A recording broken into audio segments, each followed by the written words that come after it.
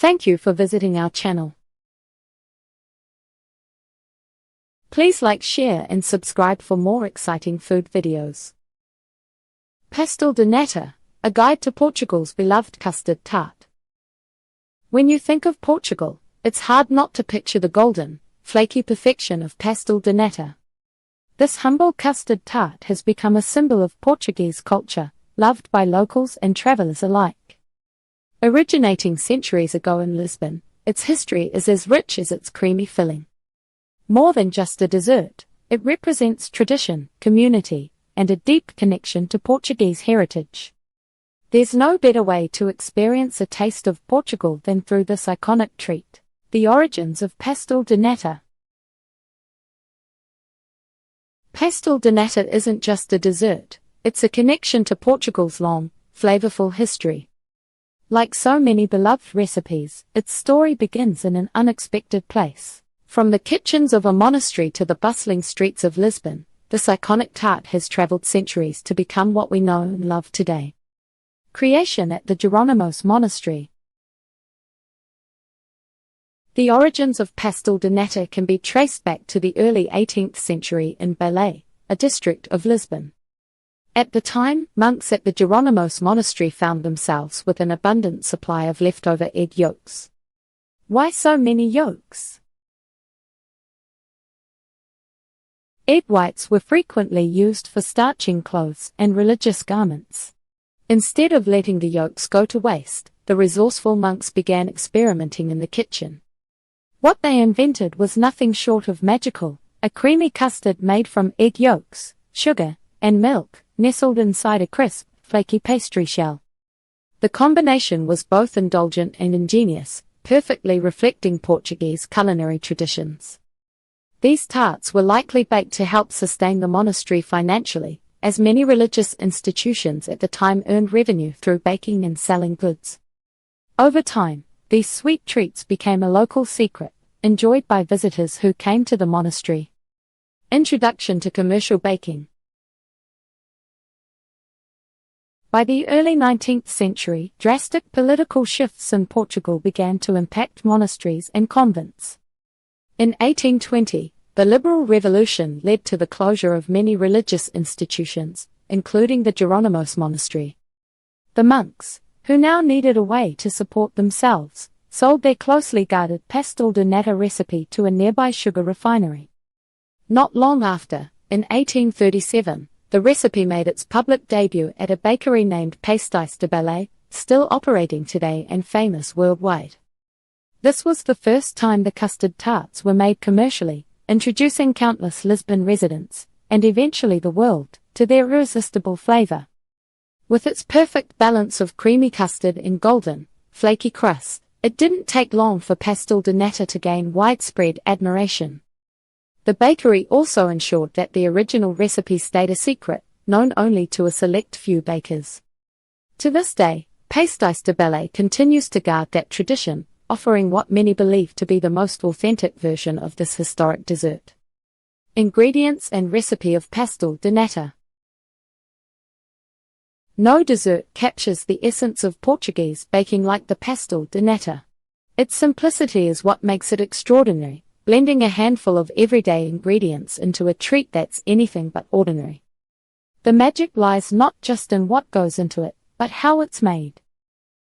Let's explore the essential building blocks and traditional techniques behind this beloved custard tart.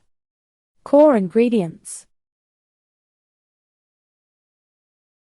Creating an authentic pastel de nata starts with a short list of humble ingredients. But don't be fooled, each plays a key role in achieving the perfect balance of crispy, creamy, and sweet. Here's what you'll need. Puff pastry. The foundation of the tart, puff pastry, is rolled and layered to create a golden, flaky crust. Traditional recipes often call for handmade pastry, but pre-made options can work in a pinch. The key is that it crisps up beautifully in the oven.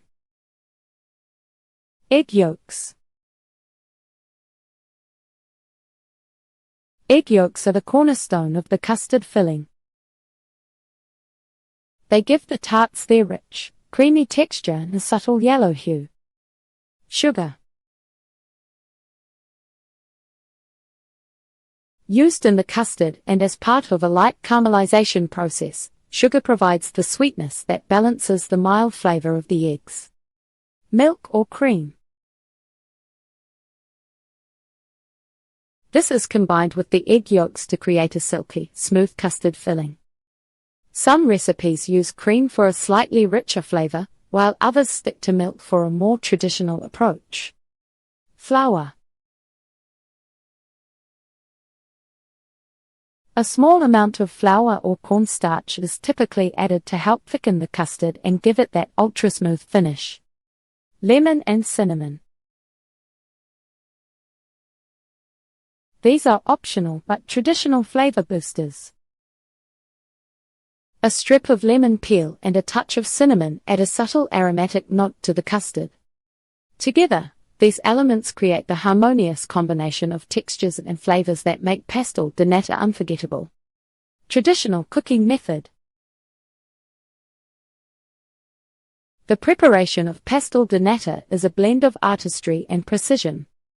While the ingredients are simple, the process demands attention to detail, especially when it comes to baking. It's all about achieving that signature crispy crust and caramelized top. Here's how traditional bakers do it. Making the puff pastry base. The puff pastry is rolled thin and tightly coiled into a log before being sliced into small rounds. Each round is then pressed into a tart tin, creating a thin, even layer of pastry that hugs the filling. Cooking the custard. The custard starts with a syrup made from boiling sugar and water. This syrup is slowly whisked into a mixture of milk, flour, and egg yolks, creating a rich and glossy filling. Some recipes infuse the milk with lemon and cinnamon during this step for an added layer of flavor. Filling and baking. The prepared custard is poured into the pastry shells, filling them almost to the brim. What makes pastel de nata truly unique is how it's baked. Traditionally, the tarts are baked in an extremely hot oven, around 500 degrees Fahrenheit, 260 degrees Celsius, to mimic the stone or wood-fired ovens of old bakeries. The high heat is critical for two reasons. It causes the pastry to rise quickly into crisp, flaky layers. It caramelizes the sugars in the custard, creating the dark spots on top that are a hallmark of pastel de nata. The result? A dessert with contrasting textures and flavors, flaky and soft, creamy and crisp, sweet and slightly smoky. For those who've savored one fresh out of the oven in Portugal, you know there's nothing quite like it. From the crackling crust to the velvety custard filling, every bite is a testament to centuries of tradition in Portuguese baking. Modern variations of pastel de nata. As with any beloved recipe, the pastel de nata has evolved with the times. While the classic version remains untouched in many bakeries, modern chefs and dessert enthusiasts have embraced the opportunity to reinvent this iconic treat. Whether by experimenting with unconventional ingredients or adapting it for local tastes abroad, these variations highlight how pastel de nata continues to inspire creativity around the world. That wraps up part 1 of our pastel de nata journey. Thanks for watching, and stay tuned for part 2, where we'll dive deeper into how these tarts are made and explore some tips for making them at home. Thank you for watching. Please remember to like, share and subscribe.